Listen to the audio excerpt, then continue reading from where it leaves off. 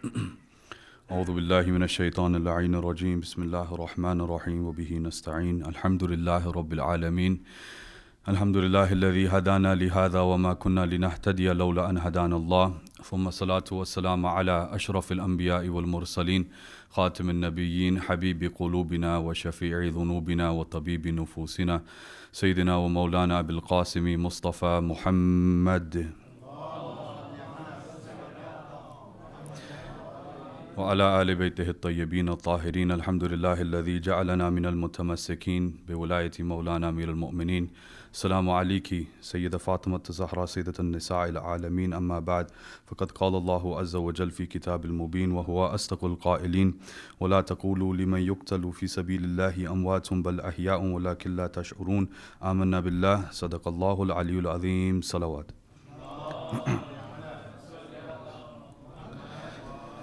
Respected Sheikh Haider Jaffer, my elders, my brothers and sisters, Salamun Alaikum, Jameen wa Rahmatullah.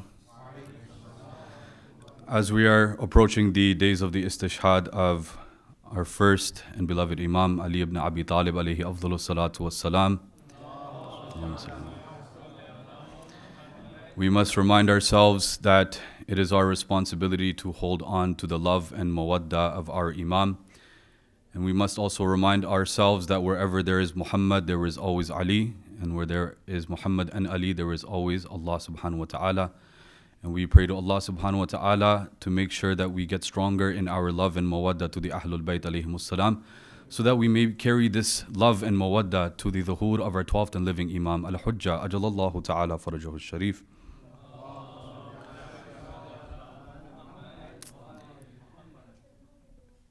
For the short series, we have been discussing Surah Al-Luqman, verse 17, in which Luqman alayhi salam is advising his son with three major principles that require determination and courage.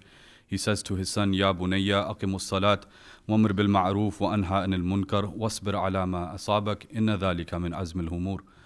He says to his son, O son, I advise you with three main things.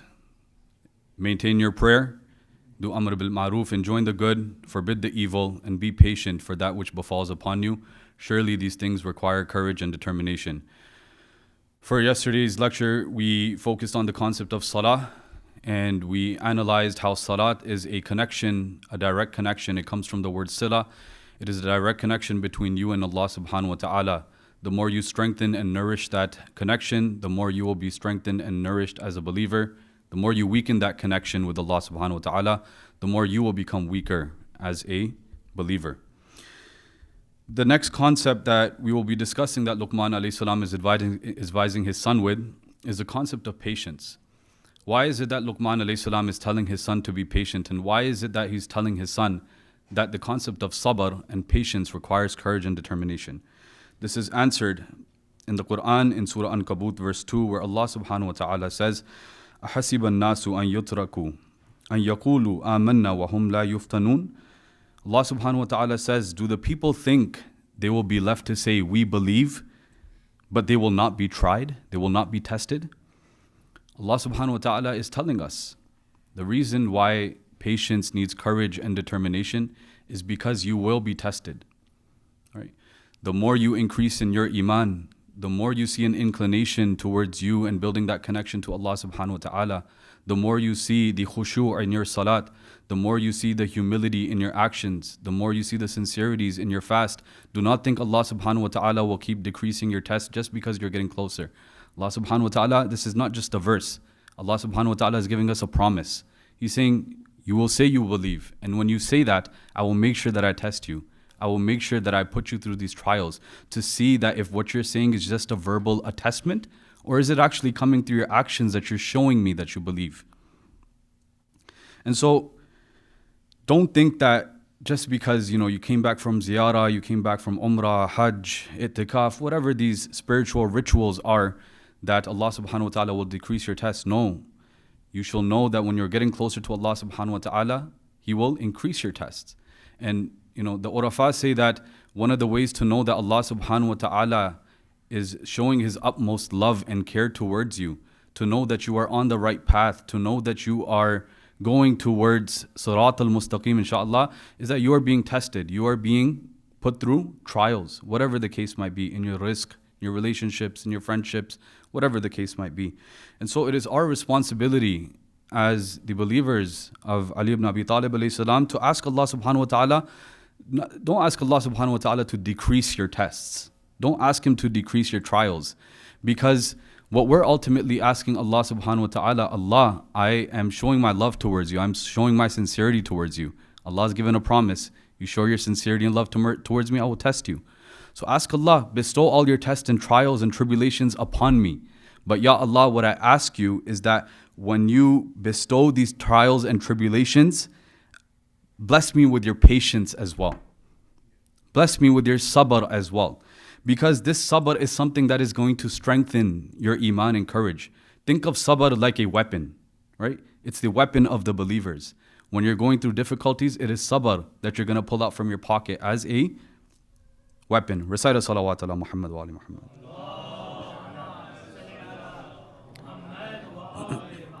And patience is something that we cannot just see through a lens of a short-term goal. Patience is something that has to be long-term, right? So when you're making dua to Allah subhanahu wa ta'ala, sometimes we have the habit that, you're going through a test and trial. Maybe, you are looking for more rizq as an example.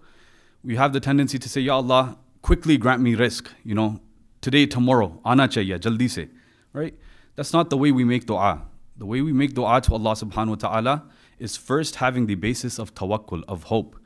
And what the implication of hope is that you know that Allah subhanahu wa ta'ala is Samiun Alim. He knows everything. He loves you more than the love of 70 mothers, as we have in riwayat, correct? And so He knows what is best for you. So when you make dua to Allah subhanahu wa ta'ala, ask Allah subhanahu wa ta'ala, Ya Allah, I have tawakkul upon your plans. You are the best of planners. This is my hajat, and grant this to me when you think is best and when you think is best. We shouldn't be dictating a timeline for Allah subhanahu wa ta'ala, because when we see that we're going through a trial and tribulation, we made the first step of doing dua. When you see that you're becoming patient during these trials and tribulations, Allah subhanahu wa ta'ala has already answered half of your dua over there, right? Because He is commanding you to be patient during these trials and tribulations all the time. An example like I give to this is, whenever you decide to go to the gym after a really long time, you start to exercise after a really long time, it's going to seem like a chore. It's going to seem like a burden to you, right? It's really physically draining. Why? Because you haven't been to the gym in so long, right? The 10 pounds that you used to lift, or 50 pounds that you used to lift easily before, it seems like 100 pounds, right? So now when you're newly going to the gym, it's going to be physically draining. But what's your goal? You have an end goal in mind. What's that end goal? That I want to be physically fit. I want to be healthy. I want to make sure that I nourish my body, right? That's your end goal. So now to reach your end goal, no matter how heavy those weights are seeming, you're going to keep consistently going to the gym. Why? Because you have that end goal in mind. And the thing that's going to get you from point A to point B to reach your end goal is the patience, right? Because you're thinking of it in the long term. And that's exactly what Allah subhanahu wa ta'ala is trying to command us with. That's literally what the nasiha is. When you have been granted with patience, it's something that's there for the long term.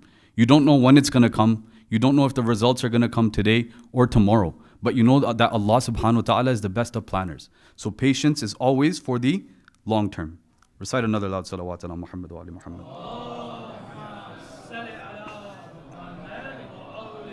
So it's important for us to know that we shouldn't be running away from our difficulties. Any difficulties that Allah subhanahu wa ta'ala is putting in our life, it's for a reason.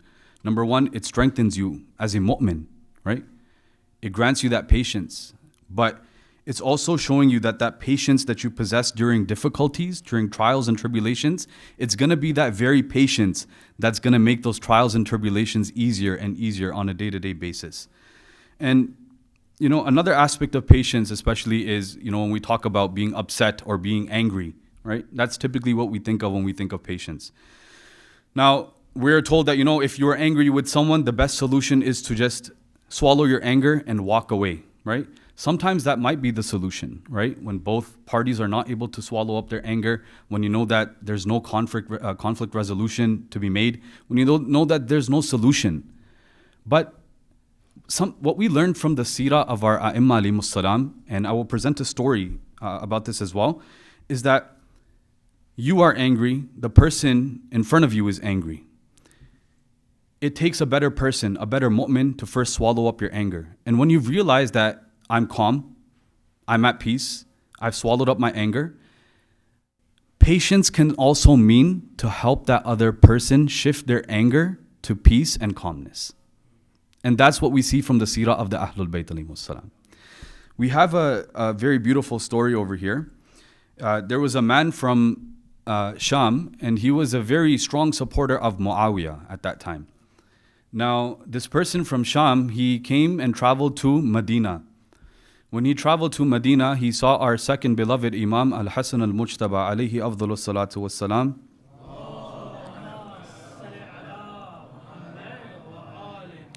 This man saw Imam Hassan alayhi salam and he recognized him, that this is the son of Ali ibn Abi Talib. And Imam Hassan was riding on his horse at that time. Now this man, he recognized Imam Hassan, he was filled with hatred. Filled with hatred. He was a Nasibi at that time, right? He followed Muawiyah. Filled with hatred. He began insulting the Imam. He began calling the Imam foul and bad names. And on top of that, he began cursing Imam Ali ibn Abi Talib alayhi salam, the father of Imam Hassan. Now imagine for us as human beings, us, if someone was to insult our father, how it would react. It would be very tough for us to swallow our anger, correct? Now imagine, this is not just Imam Hassan alayhi salam's father, this is Amir al-Mu'mineen, right? So he begins cursing Amir al-Mu'mineen as well. Now, instead of reacting angrily to this person, Imam Hassan alayhi salam, he decides to, take a breather. He stops for a moment and he looked at that man, the man who was a supporter of Muawiyah. He looked at that man, but he looked at him with compassion and he looked at him with mercy. And he said to this man, Imam Hassan alayhi salam said to this man, he said, "Oh man, oh stranger, I think you are new to this land. If you need food, we will feed you. If you need clothes, we will dress you, we will give you clothes. And if you are poor, we will enrich you. We will give you wealth. We will give you money, anything that you want. And if you are lost, we will guide you." Now this man was surprised. He was stunned. He was expecting the Imam to retaliate back with anger, right? Instead, this person was met with the kindness and the generosity of Imam Hassan alayhi salam. And this man became so overwhelmed with shame and embarrassment. And from that point on, after this encounter, he said that I testify that you are the hujjah of Allah upon this earth. And he says that you and your father, this is really interesting, you and your father were the most hated people towards me on this earth. You and your father were the most hated people to me on this earth. But now you and your father are the most beloved. And from that day on, he became a believer of the Ahlul Bayt alayhim afdalu salatu wassalam.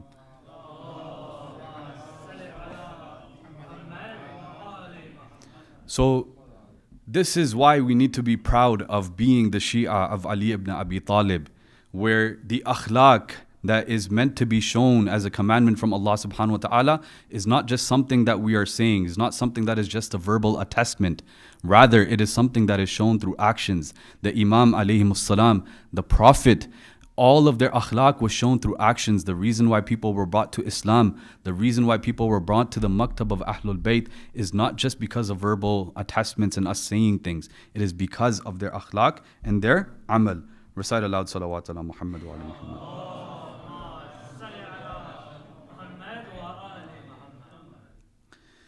That was for patience. And inshallah, I'm going to try to go through this as quickly as I can because it can be a technical discussion. The next commandment and the final concept and principle that Luqman alayhi salam is commanding his son with, that requires courage and that requires determination, is that of Amr bil Ma'ruf and Nahy anil Munkar. Now we know this just as terms that we hear, right? But in fact, when you go through the higher studies of the Hawza, these concepts are studied in Dars al-Kharij. They are very technical concepts, but obviously for the sake of our environment, for the sake of our time, we will not be going through a technical discussion of this. Amr bil Ma'ruf and Nahy anil Munkar. Luqman alayhi salam is advising his son of this. Now why is Amr bil Ma'ruf and Nahy anil Munkar? Why do these things require courage and determination? Well, for number one, we probably experienced in our life that sometimes we need to do Amr bil Ma'ruf and Nahy anil Munkar in very sensitive situations and with sensitive relationships, right?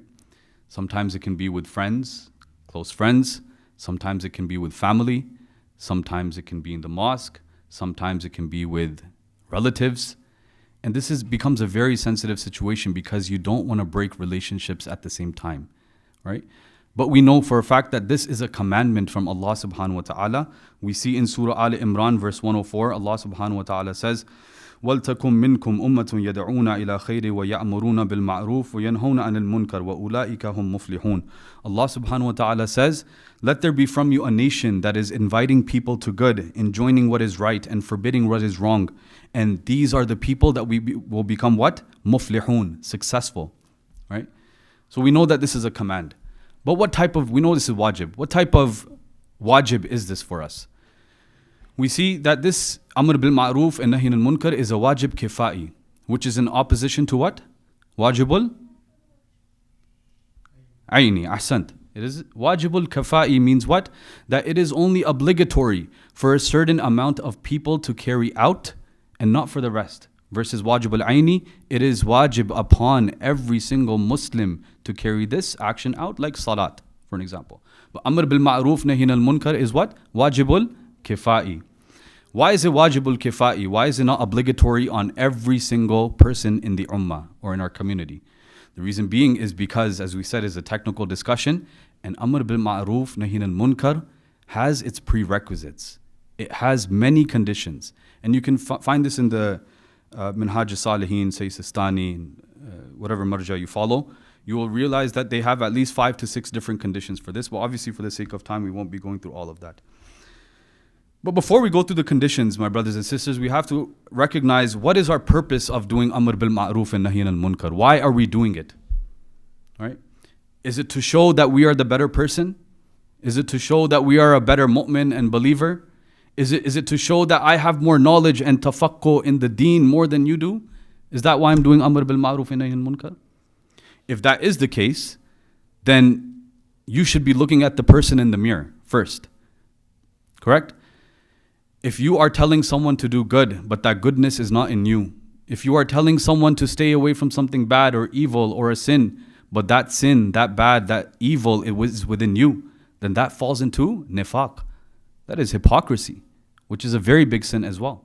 And this is why there are certain methods and certain prerequisites of doing Amr bil Ma'ruf and Nahy al Munkar. Right? My respected elders, I say this as your son. Not everything you are doing to, guide the youth or our kids of our community is Amr bil Ma'ruf Nahy al Munkar. You see kids playing around in the mosque, running around. Okay, minute talk diya. I've told them to sit down and, minute dant diya. I've kind of scolded them as well. This is my Amr bil Ma'ruf. This is not Amr bil Ma'ruf. Right? This is not something that is falling to a sin. Agar bacche yahan nahi khelenge to aur kahan khelenge? Where are they going to play? We should be grateful that our kids are playing here. You see the youth standing outside when it's almost time for the lecture, or whatever the case might be. Your responsibility, yes, is tell them, come inside. You might benefit from what's going on inside, but you tell them in a very sensitive tone. My elders, and I say this as your son, it is and I deal with youth on everyday basis, right? This is why I went to the Hawza, to help my youth, right? We have to make sure just because our youth are growing small beards, their hearts are still very sensitive. Just because they're taller than you, their hearts are very sensitive, right? They're very mendable as well. So anytime we approach our youth, we need to make sure that we're talking to them like we're talking to sensitive flowers, okay? Because you might be the reason why they decide to stay or leave the mosque, right? And for my youth, I advise this to you as an older brother, that for your parents especially, when you see them doing something that you might not like, when they're advising you with something that you might not like, right? Even though it might be in the folds of Islam, right? And you decide to have a back and forth argument with them, be careful. This is not you doing your Amr bil Ma'ruf. The respect still has to be there. When you see your elders, especially, right, doing cultural practices that you might not be comfortable with, that you might not recognize or know, or something that you might not be raised up with, that's not doing Amr bil Ma'ruf when you start yelling them and telling them this is shirk, kufr, this, that. No. Right? That's not doing Amr bil Ma'ruf. Our elders grew up in a different time. We are growing up in a different time. Right? A lot of the cultural practices that we do, right, that obviously is in the circle and the da'irah of Islam, they're permissible. Right? This is why and we will go through these conditions, you have to have knowledge of what is considered husn, what is considered qabih, What is considered good? What is considered bad? Recite salawat ala Muhammad wa ali Muhammad.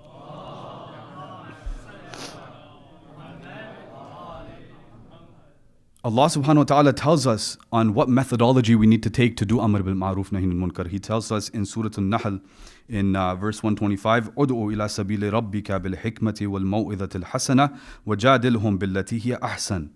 Right? He says what? Invite people to the way of your Lord with what? Bil hikmah, with wisdom. Right? Wal maw'idhati al hasana, with kind advice. Wajadilhum billati hiya ahsan, and only debate with them in the best of manners. This is the methodology we need to take for Amr bil Ma'ruf Nahi anil Munkar. It is not meant to be done in a way of anger. We should not be showing that we are angry with you, right? Because yet again, what is our goal of doing it? Our goal of doing it is not to show I am the better person or I'm the better Muslim. It is to show them that I am trying to show you a better way to Allah subhanahu wa ta'ala. That is the purpose of doing it. All right? So with this verse, keep this in mind. Anytime you think you're about to do Amr bil Ma'ruf, right, or Nahy anil Munkar, know that is it coming from a place of wisdom? What wisdom here means is your experience with the nusus, with Quran and Hadith. Have you understood what God is defining as good, what God is defining as evil and bad? Number one. Number two, with kind advice, right? You don't have to go yelling at everyone and thinking you're doing your responsibility of standing up for the truth and raising up against falsehood. Right? Your jazbat, we understand that. Your emotions, we understand that. But when it comes to this, you keep those to the side and you keep your logic and your heart in mind as well. Okay? And you debate with them in the best of manner. Right? Debate with them in the best of manner. Debating does not mean having a back and forth, cutting each other off. I know what is right. You only know what is wrong. This, that, counter argument. No. We have to learn what it means to have a good debate with someone, an exchange of words with someone. Right? And the purpose of a debate is that which benefits the other person. If you're seeing that there's no benefit to you or there's no benefit to that other person, that debate is useless for you and it's useless for the other person. You're going nowhere. It's just circular. Right? So keep this checklist in mind. Now there are a few conditions as well. I will only try to go through two, maybe possibly one, depending on time. The first one is ma'rifat al-ma'ruf al-munkar. Right? So having knowledge of what is considered good, what is considered evil, what is considered bad. We have a hadith from our sixth Imam As-Sadiq alayhi afdalu salatu wassalam. There was a companion and he came to the sixth Imam and he asked him about Amr bil Ma'ruf Nahy anil Munkar, and he said that, is Amr bil Ma'ruf and Nahy anil Munkar, is it the responsibility of the entire community? To which the Imam replies to this person, he says, La. إنما هو على القوي المطاع العالم بالمعروف من المنكر لا على الضعفاء الذين لا يهتدون سبيلا. Okay, this is going back to the shurut that we see as well. Imam Sadiq is telling him that no, it is not the responsibility of the entire ummah. Yet again, as to why we consider it a wajib kifai. He said it is only incumbent upon the one who is strong, upon the one who is obeyed by his community, and the one who is knowledgeable in distinguishing between good and bad. All right? So the Imam is giving us shurut over here. It's not for everyone. Right? The one who is strong. What does strong over here mean? The one that is strong in ilm. He has studied a little bit. He knows. Right? He's able to differentiate what Allah subhanahu wa ta'ala has made good, what Allah subhanahu wa ta'ala has made bad. Number two, he is obeyed. What does obeyed mean? We don't mean here like a dictatorship. We mean someone that has the responsibility of leading a community. Right? Like our ulama that we have present. Right? For us, who is more knowledgeable in our communities than them? Right? There is a reason why we do ruju' to them. And we have to keep doing ruju' to them. Right? Now, you possess that knowledge, but in some cases you might not. And so who is your guide? Who is your example to understand that how do I apply Amr bil Ma'ruf Nahy anil Munkar in certain situations? You go back to the alim. You go back to the person that is leading the community, that deals with these things on a day-to-day basis. And then number three is knowledgeable in distinguishing good between evil. The knowledge is the most important thing that the Imam is emphasizing in what we see in our riwayat about this. If you do not have knowledge, even if you have 0.1% of shak, that I don't know if this is actually good, I don't know if this is actually bad, it's not your responsibility then. It's not. You do not have to say something for the sake of saying it, right? That's not your responsibility. It's not wajib upon everyone. Because what happens then is if you think that you know what is good and you think you know what is bad, the problem with not knowing what is good and bad is that it falls into ignorance, right? And not any type of ignorance, what we call the highest type of ignorance. It's called jahl al-murakkab, right? Murakkab means connecting the two. So it means the two type of jahl. What is that? That you don't know that you don't know, right? That's the most highest type of ignorance that you can ever fall into, right? If you don't know what is good and bad and you're just going based off your estimations, you're going based off whatever you define to be good or bad, that in itself is a sin. Why? Because number one, it falls into nifaq. Number two, you are considered an ignorant person. You are someone who has jahlul murakkab. Recite salawat ala Muhammad wa ali Muhammad.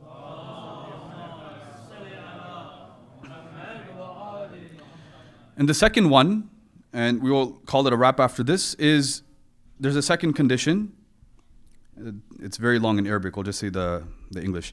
The probability that the one being commanded to do good will comply with the command, and the one being forbidden from evil will stay away from the evil. Okay? It's a very big condition as well.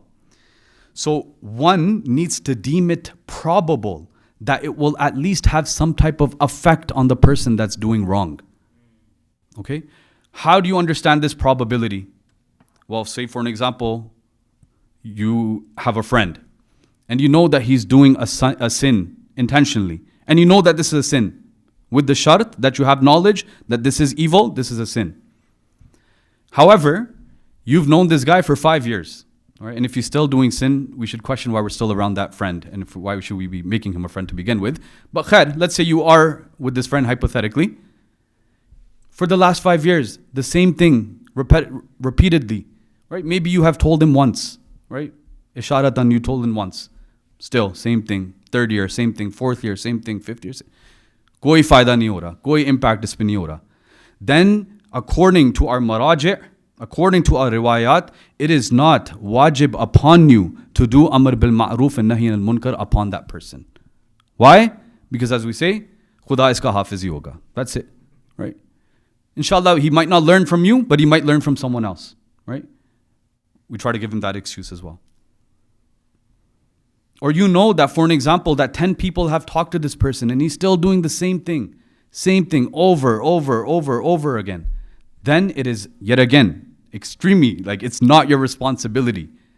It's not a wajib thing on you to tell that person to do amr bil ma'roof nahi anil munkar. Yes, according to Sayyid Sistani, he says that is ihtiyat wajib, that you show some type of, like some sense of upsetness towards this person, that, you know, I don't really want to be around you, through your expressions and through your actions.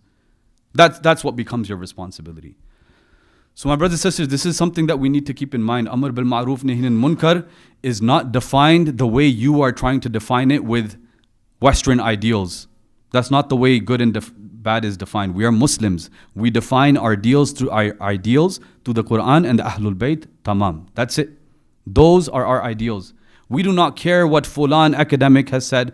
We do not care what Fulan journalist has said. We do not care what anyone has said. All the thing that we care about is what Allah subhanahu wa ta'ala and the Ahlul Bayt and our ulama have told us as to what is good and what is bad. And that's the way that we should be defining it, and that's the way that we should be carrying it out in our actions. Recite salawat ala Muhammad wa ali Muhammad.